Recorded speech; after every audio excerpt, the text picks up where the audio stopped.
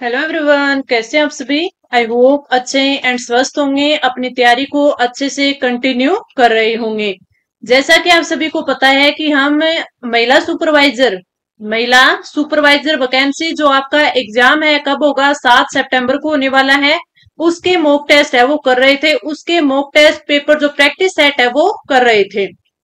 तो पिछले हफ्ते से है वो क्लास है वो रेगुलर नहीं हो पा रही थी। काफी सारे स्टूडेंट है वो पर्सनली मैसेज कर रहे थे कि मैम हमारी क्लास है वो रूटीन से लो कंटिन्यू करो, और ताकि हमारी प्रैक्टिस है वो अच्छे से हो पाए। तो शेड्यूल बिजी होने की वजह से ये नहीं हो पा रहा था, लेकिन आज से मैं कोशिश यही करूंगी, कोशिश क्या पूरा ही करेंगे कि हर रोज है वो आपकी क्लास ली जाए, चाहे वो ली क्या इतने 15 से 20 क्वेश्चन से आपको रोज के करवाए जाए, लेकिन आपको रोज करवाए जाएंगे। क्यों? क्योंकि इस क्लास से आपको होता क्या है कि आपकी कंटिन्यूटी बनी रहती है, चाहे आपसे 15-20 क्वेश्चन ही आप टेस्ट पेपर के करो, लेकिन आप कर पाते हो। और जैसा कि मैं आपको बोलती हूँ कि आपको प्रैक्टिस है वो ज्यादा से ज्यादा करनी चाहिए, आपको टेस्ट पेपर है वो ज्यादा सोल्व करने चाहिए, उससे आपकी प्रैक्टिस है वो अच्छे से बनी रहेगी।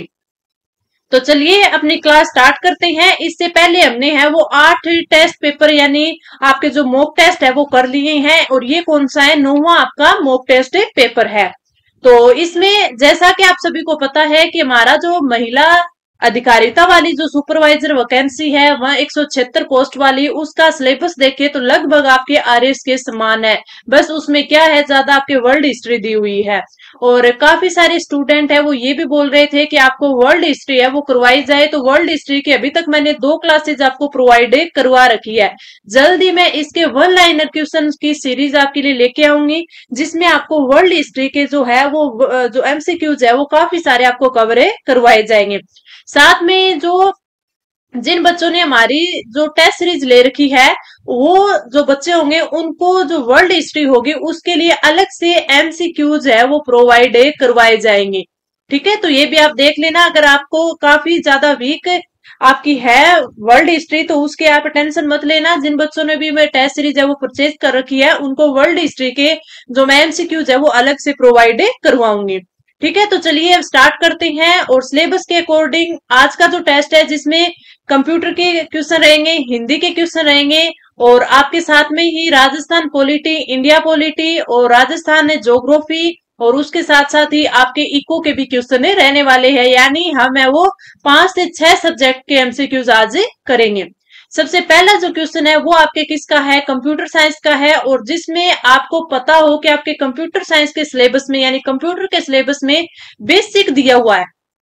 क्या दिया हुआ बेसिक, जिसमें आपको वर्ल्ड भी पढ़ना पड़ेगा, एक्सेल भी पढ़ना पड़ेगा, पावर पॉइंट भी पढ़ना पड़ेगा, और जो कंप्यूटर की जो पीढ़ियां हैं आपकी 5 वो भी पढ़नी पड़ेगी। उसके साथ साथ ही आपको हार्डवेयर सॉफ्टवेयर इनके बारे में भी पढ़ना पड़ेगा, यानी आपके इनपुट आउटपुट डिवाइस पढ़नी पड़ेगी, हार्डवेयर और सॉफ्टवेयर के बारे में भी पढ़ना पड़ेगा। ठीक है, तो ये जो बेसिक क्वेश्चन होंगे, इंपॉर्टेंट क्वेश्चन होंगे, वो सारे के सारे मैं आपको करवा रही हूँ।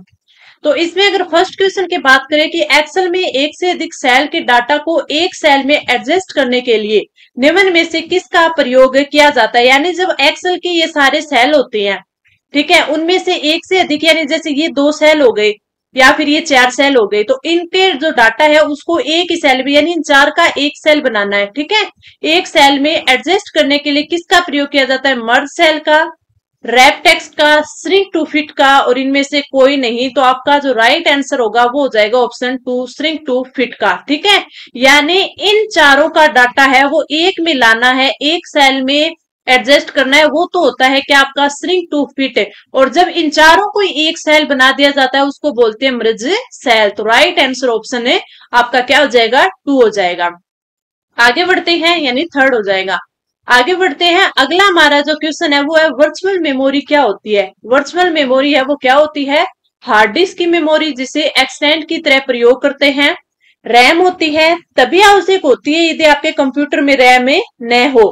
और फ्लोपीज के लिए बैकअप डिवाइस होती है, फ्लोपीज के लिए बैकअप डिवाइस होती है। तो अगर हम वर्चुअल मेमोरी की बात करें तो ये हार्ड डिस्क की मेमोरी जिसे एक्सटेंडेड की तरह प्रयोग किया जाता है होती है, यानी राइट आंसर आपका ऑप्शन है फर्स्ट हो जाएगा। तो ये 2 क्वेश्चन हमने कंप्यूटर के किए, और आपके एग्जाम में कंप्यूटर के 15 क्वेश्चन है वो आने वाले हैं, और काफी इंपॉर्टेंट भी होगा ये पोर्शन, क्योंकि 15 यानी 30 आपके नंबर का जो आपका आएगा वो कंप्यूटर आएगा, और बिल्कुल बेसिक क्वेश्चन इसमें आएंगे। अगर आप लोग कहोगे तो आपको है वो जो वन लाइनर क्वेश्चंस की है वो 1 या 2 क्लास है वो कंप्यूटर की भी मैं प्रोवाइड करवा दूंगी। आगे अपन बढ़ते हैं, और अगला जो हमारा क्वेश्चन है, निम्नलिखित में से भारत के संविधान की प्रमुख विशेषताएं है, यानी आपके इंडिया पॉलिटी का क्वेश्चन है, संविधान की विशेषताओं से है। लोकप्रिय प्रभुसत्ता पर आधारित संविधान, संसदीय शासन व्यवस्था, मौलिक अधिकार तथा मौलिक कर्तव्य, विश्व का सबसे विस्तृत संविधान, संपूर्ण प्रभुत्व संपन्न लोकतांत्रिक गणराज्य। अपन बात करें किस चीज की, भारत के संविधान की प्रमुख विशेषताओं की, तो अगर इसमें देखें तो ये पांचों चीजें क्या है अपने भारत की संविधान की प्रमुख विशेषताएं हैं, तो यानी ABCDE। ठीक है, 5 दे रखे हैं तो पांचों ही आ जाएगा, तो राइट आंसर आपका ऑप्शन है फोर्थ आ जाएगा। राइट आंसर ऑप्शन है फोर्थ आ जाएगा। अगर अपन बात करते हैं इन पांचों विशेषताओं में से, पांचों विशेषताओं में बात करें तो सबसे पहले आता है लोकप्रिय प्रभुसत्ता पर आधारित संविधान। इसका क्या मतलब है, लोकप्रिय प्रभुसत्ता पर आधारित संविधान यानी भारत का संविधान है वो लोकप्रिय प्रभुसत्ता है उस पर आधारित है। ठीक है, यानी यह भारतीय जनता द्वारा निर्मित, भारतीय जनता द्वारा निर्मित एक संविधान द्वारा अंतिम शक्ति यानी भारतीय जनता को दी गई है। लोकप्रिय प्रभुसत्ता का मतलब क्या है कि जो अंतिम शक्ति है वो भारतीय जनता को प्रदान की गई है।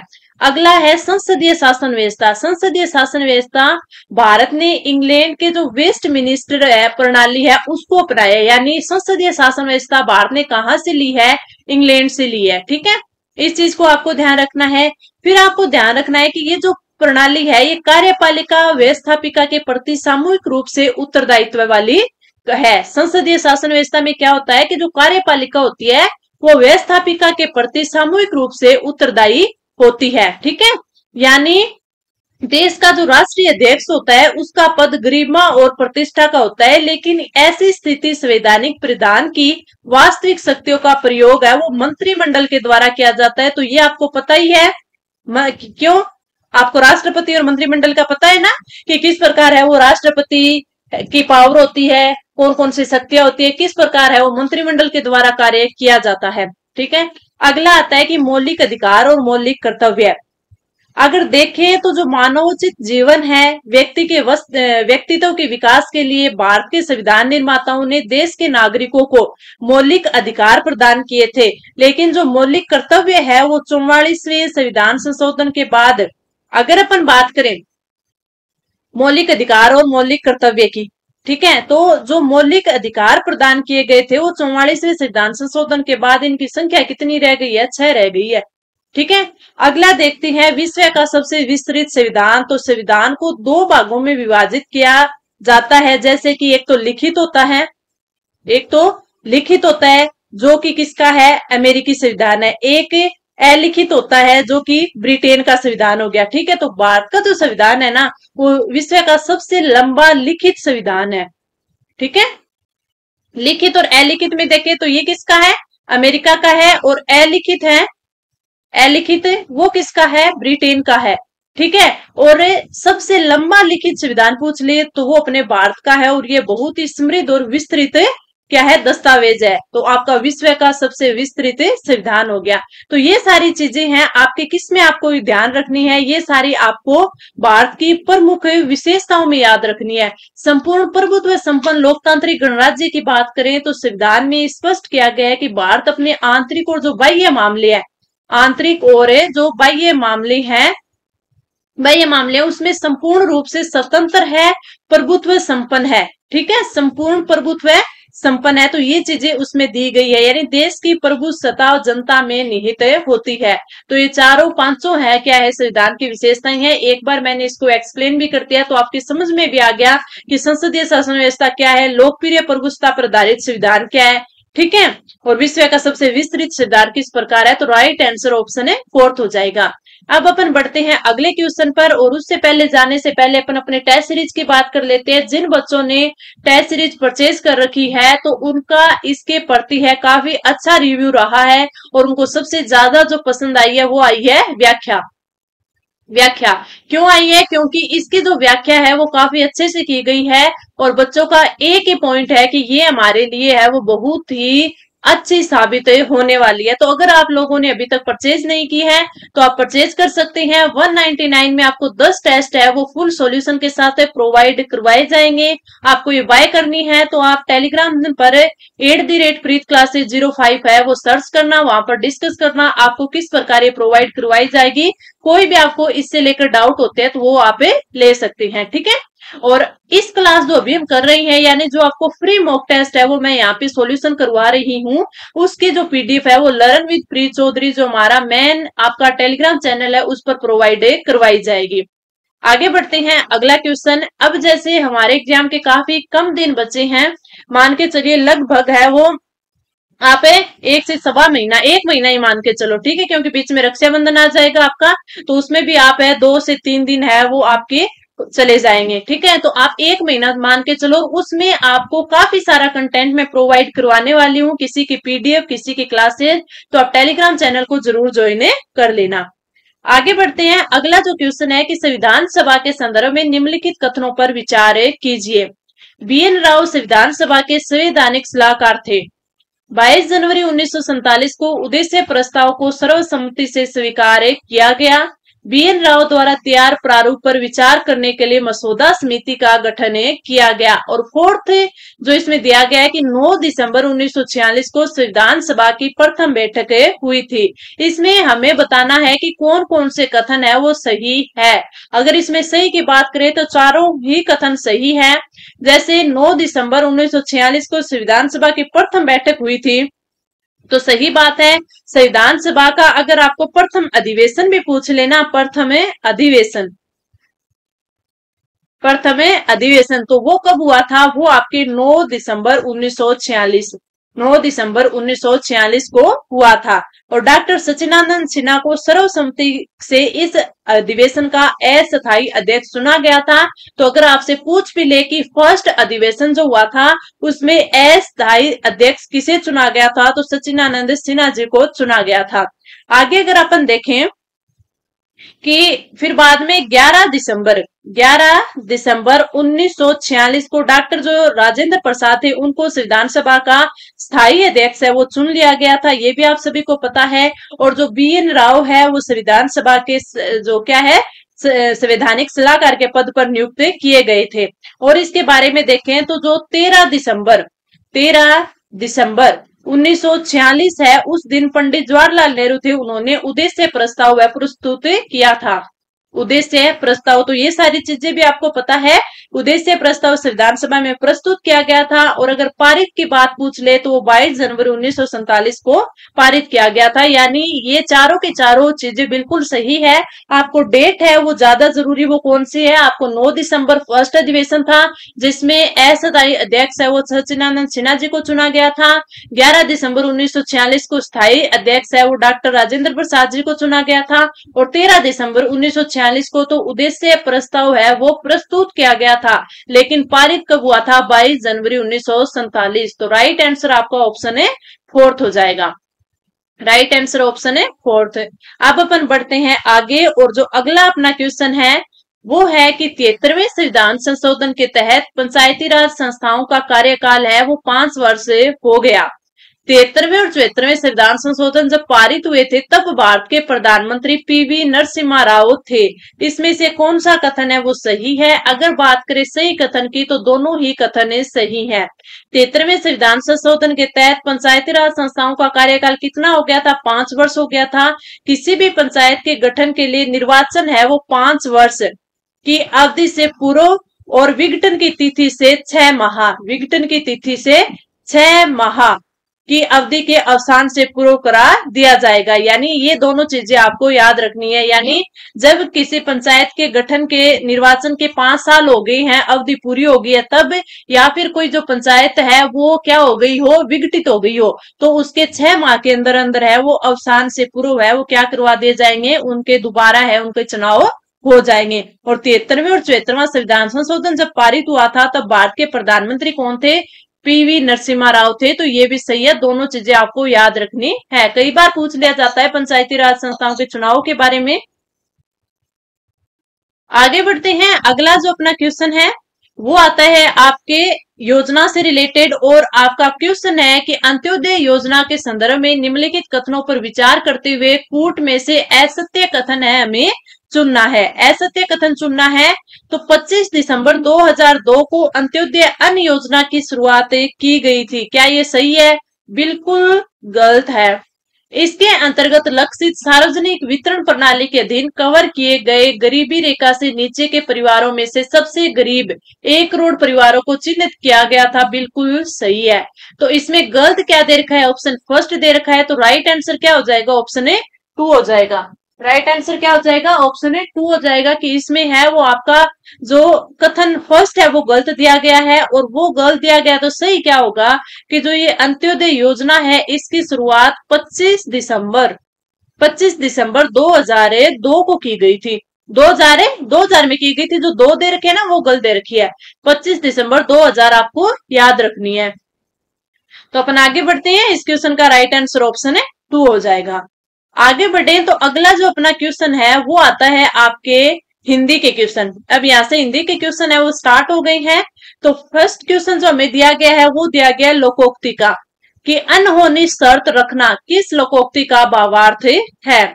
अगर इसमें अपन बात करें, दिल्ली अभी दूर है, बासी बचे ने कुत्ता खाए, 9 दिन चले 2.5 कोस, न नो मन तेल होगा न राधा नाचेगी। तो इसका जो राइट आंसर है ना वो हो जाएगा अनहोनी शर्त होना, यानी राइट आंसर ऑप्शन है डी।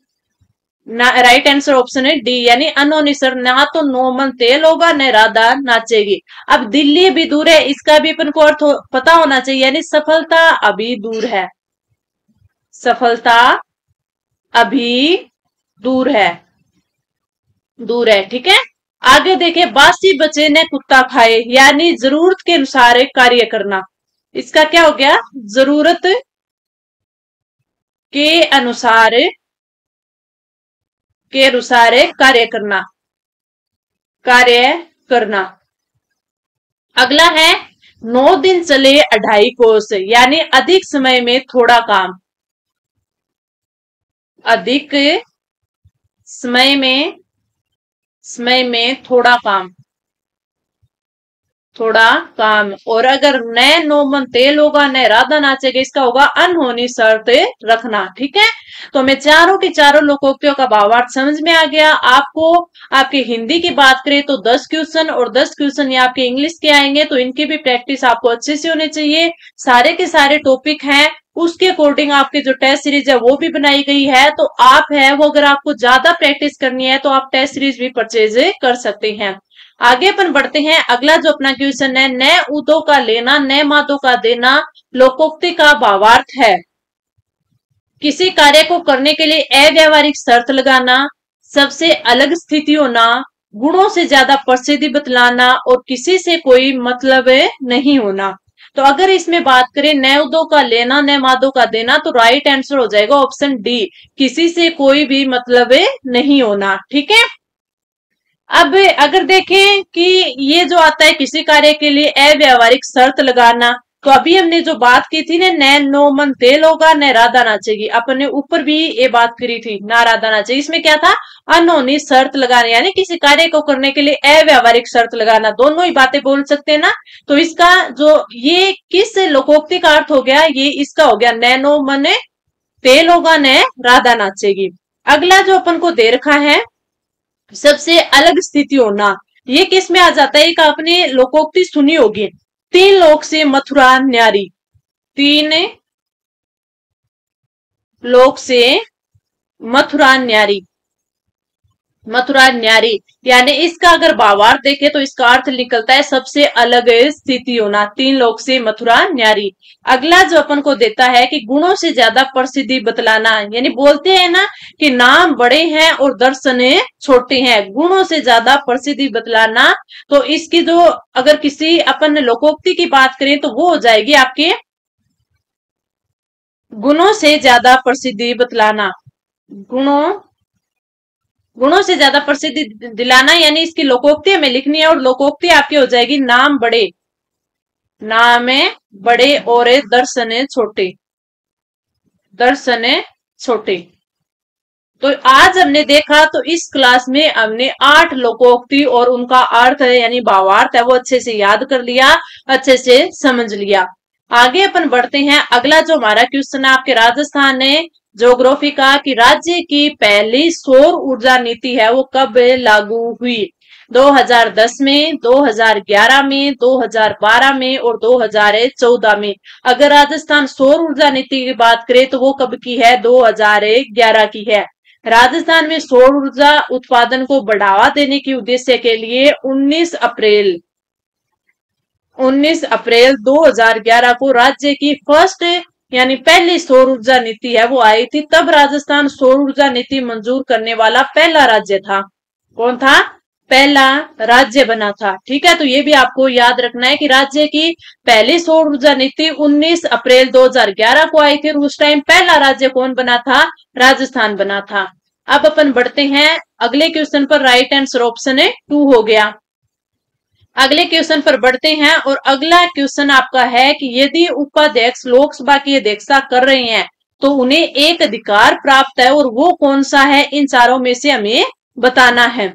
कौन सा है? कि लोकसभा के विचार विमर्श में भाग ले सकते हैं, सदस्य के रूप में सदन के समक्ष किसी प्रस्ताव पर मतदान कर सकते हैं, मत बराबरी की व्यवस्था में मतदान कर सकते हैं, और अध्यक्ष की अनुपस्थिति में संसद की संयुक्त बैठक की अध्यक्षता करने का अधिकार नहीं रखते हैं। राइट आंसर हो जाएगा ऑप्शन है 3। मत बराबरी की अगर अवस्था हो जाती है तो उस टाइम है वो मतदान कर सकते हैं।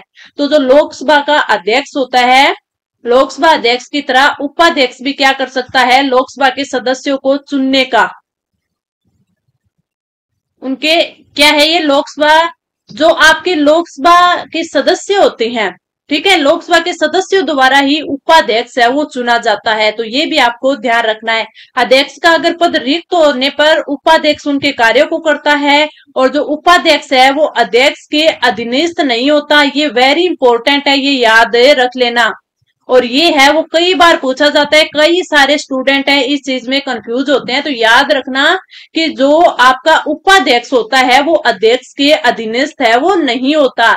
यह प्रत्यक्ष रूप से संसद के प्रति उत्तरदायी होता है, और जो उपाध्यक्ष होता है वो संसद के दोनों सदनों की संयुक्त बैठक में अध्यक्ष की अनुपस्थिति में पीठासीन होता है। ठीक है, तो ये भी आप याद रखना कि जब दोनों सदन होते हैं तो दोनों सदन में कब उनकी जो संयुक्त बैठक होती है उसमें जब अध्यक्ष नहीं होता है तब ये पीठासीन होता है। और अध्यक्ष की तरह उपाध्यक्ष भी जब पीठासीन होता है तो वह पहली बार मत नहीं दे सकता।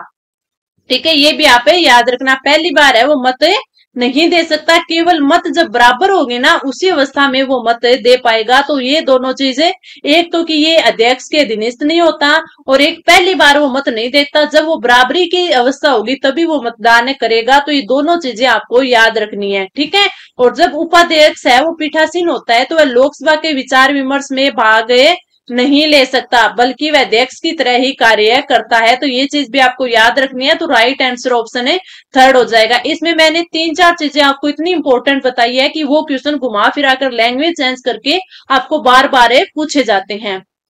अगला क्वेश्चन, राजनीति दल के संदर्भ में कौन सा कथन है वो सत्य है? मूल संविधान में राजनीतिक दल शब्द का उल्लेख था। 91वें संविधान संशोधन द्वारा पहली बार राजनीतिक दल शब्द का उल्लेख संविधान में किया गया। राजनीतिक दल को निर्वाचन आयोग मान्यता देता है। और उपयुक्त सभी, अगर सत्य कथन की बात करें तो इसमें सिर्फ आपका 3rd है वो सत्य है कि राजनीतिक दल को निर्वाचन आयोग है वो मान्यता देता है। मूल संविधान में राजनीतिक दल शब्द का उल्लेख नहीं है, ये गलत है। अगर अपन बात करें तो ये बोला है ना कि 91वें संविधान संशोधन द्वारा पहली बार राजनीतिक दल शब्द का उल्लेख संविधान में किया गया था, तो ये गलत है। ये कब किया गया था? 52वें संविधान संशोधन में। 52वें संविधान संशोधन अधिनियम के द्वारा 1985 में है वो पहली बार, 1985 में पहली बार राजनीतिक दल शब्द का उल्लेख किया गया। Right answer option 3। अब जब आप टेस्ट देकर उसकी व्याख्या करते हो ना तो उसमें आपको फायदा ये होता है कि जैसे अब अपन ने ये क्वेश्चन किया तो अगर अपन सीधा आंसर देख लेते तो हमें ऑप्शन 3 का पता चल जाता, लेकिन अपन को ये नहीं पता चलता कि ऊपर वाले 2 गलत क्यों है। अगर गलत है तो सही कौन सा होगा। इसलिए आपको व्याख्या की ज्यादा जरूरत है, क्योंकि उस व्याख्या से आप क्या कर पाओगे, अच्छे से तैयारी और ज्यादा आपकी होगी। जो चीजें आपको नहीं समझ आ रही वो कॉन्सेप्ट आपके क्लियर होंगे, और जो चीजें आपको नहीं आ रही है वो आप याद कर पाओगे। अगला जो क्वेश्चन है वो है कि संविधान सभा में मनोनीत होने वाले एकमात्र महिला सदस्य कौन थे। संविधान सभा की बात हो रही है। पूर्णिमा बनर्जी, बेगम अयाज रसूल, एनी मसेकर, सरोजनी नायडू। तो अगर अपन राइट आंसर की बात करें तो संविधान सभा में मनोनीत होने वाली एकमात्र महिला सदस्य एनी मसेकर थी। तो राइट आंसर ऑप्शन है थर्ड। संविधान सभा में 15 महिला है वो सदस्य भी थी। कितनी थी? और इसमें पूछा है एकमात्र मनोनीत होने वाली। अगर आपको संविधान सभा में महिला सदस्य पूछ ले तो वो कितने थी? 15 थी। आप अच्छे से याद रख लेना। एक बार मैं आपको है थोड़ा सा रिकॉल करा देती हूँ। सरोजनी नायडू भी थे, उसके साथ साथ है वो सुचेता कृपलानी, सुचेता कृपलानी थे। राजकुमारी अमृत कौर थी, इसको अमृता कौर बोल दे। और विजय लक्ष्मी पंडित भी थी। इसके साथ साथ हंसराज मेहता थी, हंसराज मेहता। दुर्गाबाई देशमुख, दुर्गाबाई देशमुख। और उसके साथ साथ बेगम एजाज रसूल, ये जो इसमें दिया हुआ है ना बेगम एजाज रसूल। एक क्वेश्चन और पूछा जाता है, जैसे इंपॉर्टेंट है ना कि एकमात्र मनोनीत होने वाली, वैसे ही पूछा जाता है एकमात्र मुस्लिम सदस्य, मुस्लिम सदस्य। तो वो भी याद रखना, बेगम अयाज रसूल। उसके साथ साथ कमला चौधरी, उसके साथ साथ दक्षायनी, दक्षायनी थी एक, दक्षायनी। और मालती चौधरी थी, मालती चौधरी थी। पूर्णिमा बनर्जी थी। एनी मसेकर जो अभी हमने इसमें बात की थी, जो कि एकमात्र मनोनीत महिला। और इसके साथ साथ ही अम्मू स्वामीनाथन थी। लीला रॉय थी, लीला रॉय। और लास्ट रेणुका रे, रेणुका रे। तो ये 15 महिलाएं थी। आपने काफी बार पढ़ा होगा, लेकिन मैंने आपको एक छोटा सा क्विक रिकॉल यहाँ पे आपको करवा दिया है। तो क्वेश्चन दो बनते, एक मुस्लिम महिला भी पूछा जाता है तो बेगम अयाज रसूल, इसको भी याद रखना। और एकमात्र मनोनीत पूछ ले तो एनी मसेकर थी। अगला जो आपका क्वेश्चन आता है वो आता है आपके इंडेक्स से। और याद रखना 2024 में और लास्ट आपके मानिए अगस्त, आपके जो आता है अगस्त 2023 के बाद, ठीक है। और अब 2024 यानी जुलाई 2024 तक जो भी आपके लिए इंडेक्स आए ना काफी इंपॉर्टेंट है, उनकी रैंक याद कर लेना। हो सकता है आपको एक पूछ ले, ठीक है। तो विश्व भूखमरी सूचकांक WHI कौन जारी करता है, ये आपको पूछा है।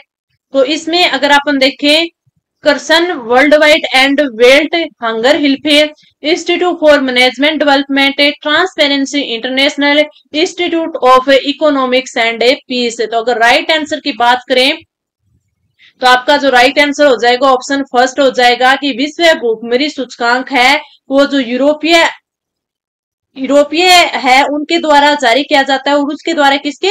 करसन worldwide and Welthungerhilfe. तो राइट आंसर आपका क्या हो जाएगा? ऑप्शन है फर्स्ट हो जाएगा।